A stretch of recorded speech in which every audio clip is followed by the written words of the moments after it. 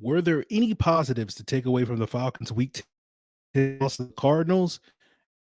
And what changes need to be done during the Falcons' bye week to get their season? You are Locked On Falcons, track? Your daily Atlanta Falcons podcast.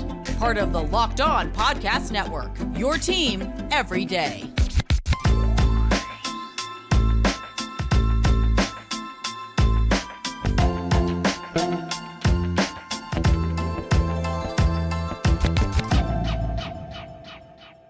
Welcome back, everyone, to another illustrious episode of the Locked On Falcons podcast, your daily Atlanta Falcons podcast, part of Locked On Sports Atlanta, your team every day. And today's episode is brought to you by Jase Medical. Empower yourself when you purchase a Jase case, providing you with a personal supply of 5 antibiotics that treat 50 plus infections. Get yours today at jasemedical.com. That's JASE medical.com. So, guys, if you don't know me, I'm your very host, Aaron Freeman. Been covering the Falcons for many years, formerly at falcfans.com, RIP, formerly on Twitter at falcfans, RIP, but still going strong on this illustrious podcast. And, of course, we thank everyone that makes us your first listen or first watch each and every day. And to become an everydayer of this illustrious podcast, all you have to do is subscribe or follow for free on YouTube or wherever you listen to podcasts. So, as you guys can tell, I'm in a undisclosed location due to my internet being out, but that will not stop this Locked On Falcons train from going, as we will be joined later today by Joe Patrick of 92.9 The Game, who covers the Atlanta Falcons, and he'll give us his thoughts on Week 10's loss to the Cardinals, what needs to happen during the bye week, and we'll talk quite a bit about scapegoats and whether players and coaches currently on the Falcons fall into that sort of paradigm, I guess you could say. So without further ado, let's jump into that conversation with Joe Patrick of 92.9 The Game right now. Welcome back, everyone, to another illustrious episode of Locked On Falcons podcast with an illustrious guest. He is Joe Patrick, the Atlanta Falcons beat reporter, I should say, for 92.9 The Game. Joe, my friend, welcome to Locked On Falcons. We're not writing anything, Aaron. We're not writing anything. We're not. No, thanks for having me on, Aaron. I've been a longtime listener of your show. I feel like I learn a ton about the Falcons and football in general just listening to you, and you're a tremendous resource for any Falcons fan. And I got to say, I reached out to you after one of the shows you did last week that I thought was really important. You said something really important, and I wanted to, just share that with you. And also, I just think that you are the most kind of independent disseminator of Falcons takes out there. I think I really respect your ability to not get sucked into whatever the popular discourse is. And maybe you do believe you agree with that and you express that, but you're very brave to express when you just don't you're not just going to go along with what everybody else is saying because it seems like the right thing to say. So I always respect you, and thank you for having me on. It's great to be here. Well, Joe, I appreciate that. Flattery will get you everywhere here on this illustrious podcast. So let's talk about this rough outing in Week 10, Arizona Cardinals. I'll be honest with you, I did not rewatch the game. I always rewatch these games, but I was just like, what am I going to get? But I'm curious, as someone who watched the game on Sunday, what were some of your biggest takeaways from this disappointing loss against Arizona?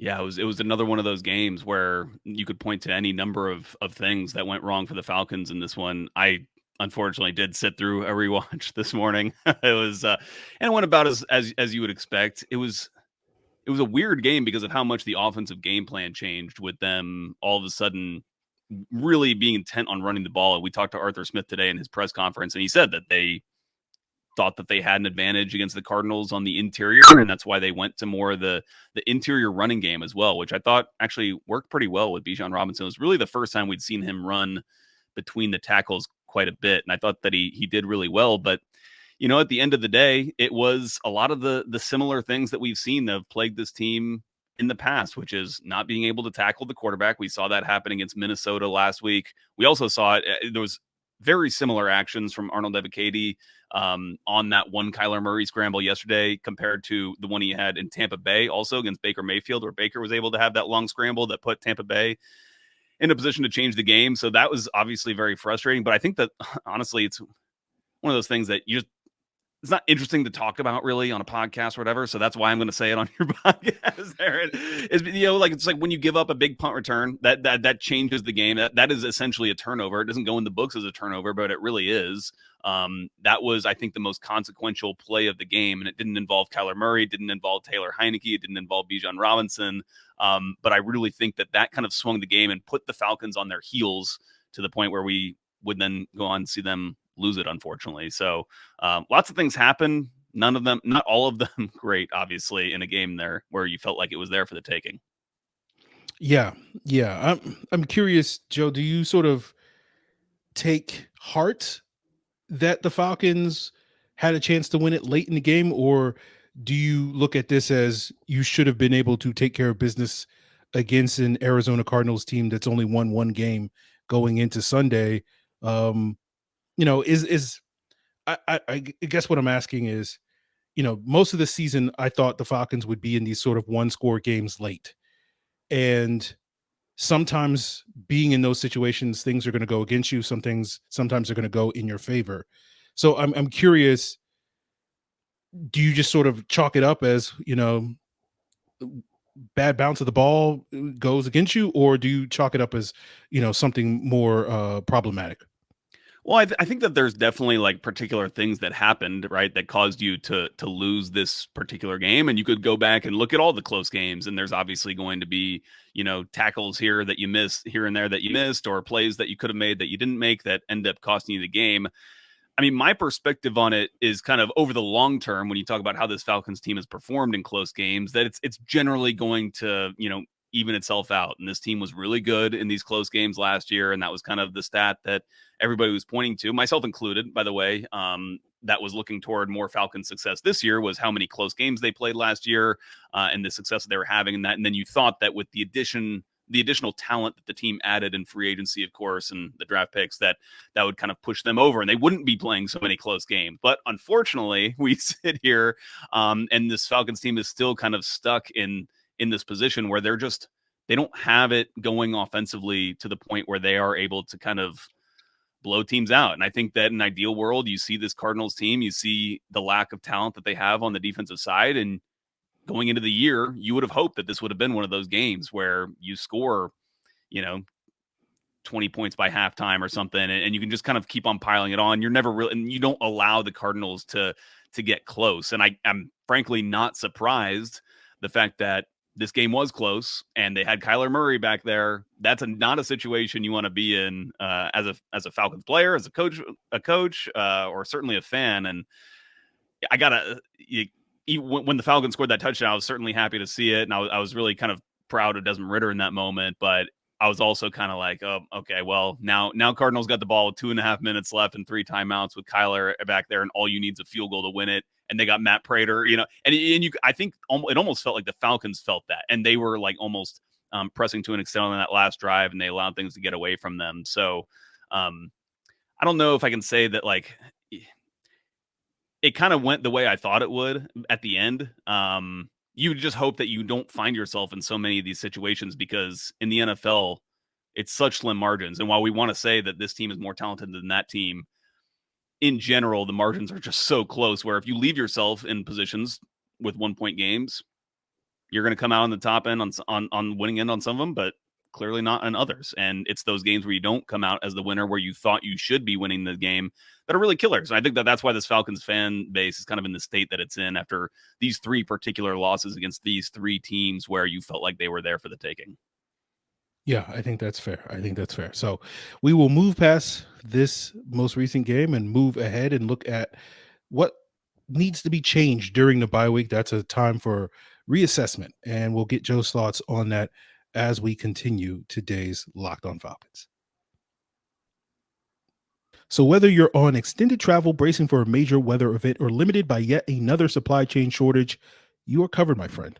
Thanks to our partners at Jase Medical, life-saving antibiotics and a long list of daily medications can be ordered in a 1-year supply. Even ED generics like Cialis and Viagra prescriptions. Just go online right now to jasemedical.com and you'll receive a 12-month supply on your daily medication. Remember, use the promo code LOCKEDON at checkout for a discount. Don't get caught unprepared. Everyone should be empowered to care for themselves and their loved ones during the unexpected. And if you or someone you love would get peace of mind by having a year's supply of any daily med, go to jasemedical.com to see if it's offered for you. Remember to use the promo code Locked On for $20 off your purchase. Use code Locked On at checkout at jasemedical.com. That's medical.com, promo code Locked. So continuing today's Locked On Falcons here with Joe Patrick of 92.9 The Game. We're going to talk a little bit about the upcoming bye week, but since the Falcons are off, that means you guys will have a stress-free Sunday of watching football. And to get you guys geared up for that stress-free Sunday, check out the Locked On NFL Kickoff Live across the Locked On Podcast Network. If you're subscribed to Locked On Falcons, you can check out Locked On NFL Kickoff Live Friday at 2 p.m. Eastern Time. So make sure you subscribe to Locked On Falcons or any Locked On NFL YouTube channel, and you'll get geared up for this weekend's actions with Jarvis Davis, Tanisha Batiste, Kyle Krabs, and all the local hosts, as well as get betting angles and fantasy tips as well. So check out Locked On NFL Kickoff Live Friday at 2 p.m. Eastern Time. So, Joe, talking about the bye week, right? It's the time to regroup, reevaluate, and assess, or I think was the terms I saw earlier we can reimagine. today. We can reimagine things. Yeah, definitely. So what do you feel like, the Falcons need to do during this bye week to come out and they face a home game against the New Orleans Saints, their hated rival, with an opportunity to get back in? We sit here with these last three losses feeling like the season is on the brink, and it is, but they still have the ability to kind of control their destiny because they have, I think, 4 divisional games in these last 7 games. And given how terrible this NFC South division is, and nobody seems to want to win it for seemingly the umpteenth time the last couple of years, the Falcons still have a chance to finish this season relatively strong and still be in the playoff race. So I'm curious for you, what are some of the biggest changes, reevaluations, reassessments, reimaginings that you think this team should do over the next week? Yeah, it's kind of funny when we were in the media room up in Flowery Branch today. I was talking to some of the members of the press, and we were looking up when's the last time winners of the division have been under 500. Of course, the most recent was last year in the NFC South with the Tampa Bay, and then before that it was the Panthers in 2014, I think it was. So kind of funny that's the NFC South that seems to be have these notorious kind of winners. I actually asked Arthur Smith kind of this question because he always said, he keeps on saying every week, we are what our record says we are, which is, and then he'll usually repeat a record that you don't want to be at. And so I asked him, like, if that's what you are, how do you suddenly become a team that's, 5-1 after the bye, or however many, 6 or 7 games after the bye? And I think, he was like, listen, a lot of our losses have been close. That's kind of what gives us confidence, is the fact that, if these games do go a different way, then not only would we have a better record at this point, but we think that we can actually get the wins that we need in the games to come, which I think is true. And to your point that you just made, I think the games that you have remaining on the schedule is actually exactly the games that you want to have if you're the Falcons in this situation, considering the fact that they're already 2-0 in the division.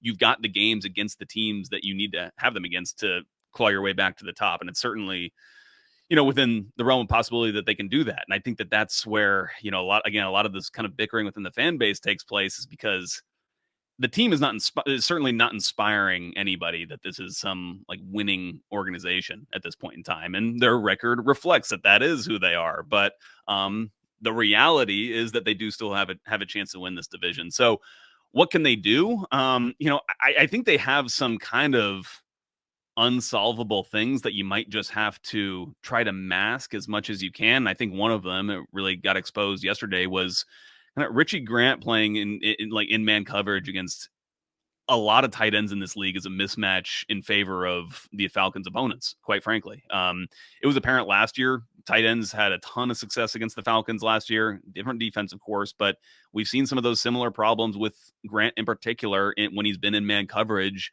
losing guys for big explosive plays, big explosive touchdown plays. We saw Sam Laporta do that against Detroit. Obviously, yesterday, Trey McBride had the best game of his career, and I was actually just looking it up. So Trey McBride had the best year of his career by far yesterday with 9 catches for 131, I think it was.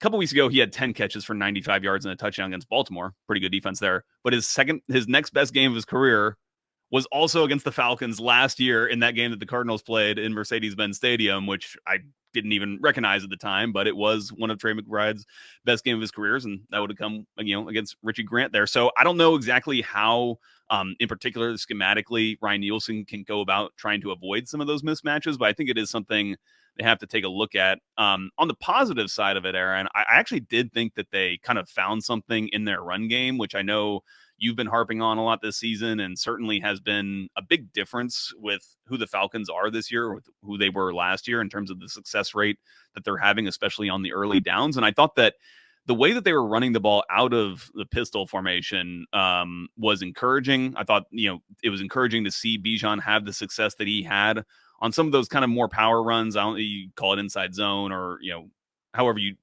scheme it up. I thought that he looked pretty well. And I also think that that's a pretty decent way. We saw Arthur Smith using both Bijan and Tyler Algier in that formation a lot, where you would have Bijan offset and then do some sort of like sidestepping out motion. And you can potentially set up some kind of screens that way and almost run some triple option basically out of that formation. But, Arthur Smith has said it plainly. I mean, I know he said it on Dukes and Bell, our show in 929, like, we'll run whatever plays are necessary for us to get yards. And if that's with Marcus Mariota, if we have to run, stuff that Georgia Tech was running in the 1950s, then that's what we're going to do. So that might be what they have to resort to, maybe a little bit more than, a lot of people want. It's kind of embarrassing when you're an NFL team and you're running that kind of an offense, but I think that it can at least, allow them to have some more success in some of the areas where they haven't had it yet so far. But obviously the big one's the quarterback, right? Like, I was just looking at some of the PFF grades last week, and again, this was before they played this most recent game. But when you look at them, and again, you could take PFF grades as like the caveat, all the caveats apply. But they were like top 10 I think they were 8th in receiving. They were, I think, 3rd in run blocking, something like that. Pass blocking was like 10th. But then you look at the overall pass grades, like 24 or something, and the run game grade is similar. And why is because they're just turning the ball over. Like they're doing some of the building blocks well, but then they're giving it away. They're giving the ball away, and that of course affects the overall score. So I think if the quarterback, whoever it is, I think it will be Desmond Ridder. I'm almost certain that it will be. If he doesn't turn the ball over, I thought that we were actually seeing some of the best of Desmond Ridder leading into those latter games before he was pulled, and I think erroneously. And I think that when it comes to criticisms of Arthur Smith, I think that this is probably the most glaring one that you can really make, is just how he's handled this quarterback situation. Now, maybe Desmond Ridder comes out and the benching kind of was the thing that he needed to kind of snap into it in terms of the fumbles and the interceptions. But it'll be interesting to see how he kind of reacts to this. If there's, I don't want to say animosity between the two, but if this just changes, I guess, the relationship that a quarterback has with the play caller. So I think we'll learn a lot more, obviously, when the season resumes. And, I'm just fascinated to see how much this team will be able to actually implement these changes over, with 1 week. How much can you really change who you are at this point? I guess we're going to find out. Yeah, I think certainly that's going to be something interesting to watch. I know going back to last year when they had their late season bye, one of the changes that we saw from a personnel standpoint was more Troy Anderson, less Michael Walker at that linebacker position. And I'm sure, as the week unfolds, and I do actually sit down and rewatch this game at some point and watch the film, I'll probably have, some thoughts on maybe some other personnel changes. You mentioned one. I know a lot of people are talking about, is there a better option at safety than Richie Grant at this point in time? So those will be things that I'm sure we'll be discussing later this week on Locked On Falcons. So continue to make us your first listen. But we still got plenty more to discuss on today's episode with Joe talking about scapegoats and how that applies. And Joe sort of wanted to touch upon this topic, and we'll give Joe the floor to discuss this as we wrap up today's Locked On Falcons. Score early this NFL season with FanDuel, America's #1 sportsbook. Right now, new customers can get $150 in bonus bets with a winning $5 moneyline bet. That's $150 if your team wins. And guys, FanDuel doesn't know that your team is the Atlanta Falcons, so you can go and pretend that your team is the Bills or the Chiefs or the Ravens or some AFC team that's actually good, or the Eagles, whoever you want. And of course, you can bet the money line. That's a straight up bet. It doesn't get any easier. And whether you want to bet that money line, you want to bet spreads, player props, over unders, and more, FanDuel has you covered from football, basketball, all of the sports. So visit FanDuel.com/locked on to kick off this NFL season. FanDuel is an official partner of the NFL. So here with Joe Patrick, 92.9 The Game. And when I reached out to Joe to have him on the podcast, he, let me know one topic that he wanted to touch upon. And so now I just want to give him the floor because I'm very curious where you're going to go with this one, Joe. But you talked to me a little bit about the nature of scapegoats and seemingly how that sort of applies to this current situation in Atlanta. So I'll give you the floor and you can take it wherever you want to go. Yeah, well, Aaron, again, I thought of this after, hearing that podcast that you had last week, that last segment, and just talking about, the resentment that a lot of Falcons fans still hold for whatever reason. And, the whole topic of scapegoating is something that I got really interested in about a year ago or so because I was reading a book. And it's something that I actually hadn't thought much about because it's like one of those terms, you hear it and you kind of assume you know what it means, you hear it contextually, but I actually did not know a lot about kind of the origins of like where that comes from. Obviously, it's like a biblical thing that has to do with putting placing the sins of a community on a literal goat that you then move out into the ship out of the community and goes to slaughter. But it also I've been thinking a lot more about it in the sports context and how fans are. It's really noticeable when you're in the perspective of.